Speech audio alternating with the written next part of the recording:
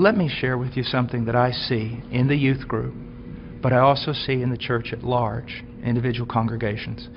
Because we have dumbed down the gospel, because we're not preaching the true gospel, and we are using carnal means to attract people. If you use carnal means to attract men, you're going to attract carnal men. And you're going to have to keep using greater carnal means to keep them in the church. So what has happened is this. We have these large churches filled with many unconverted carnal people.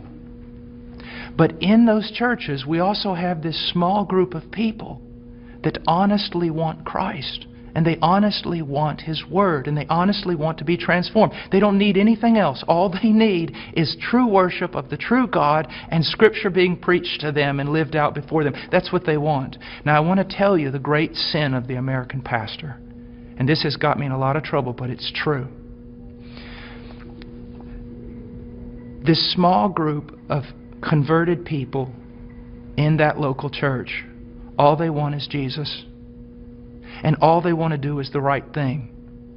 They want purity, they want truth, they want Christ. But the pastor, in order to keep this larger group of unconverted people, he caters to them. So while he is feeding these carnal men and women with carnal things, he is letting the sheep of God starve to death, and he is going to stand before God one day in judgment.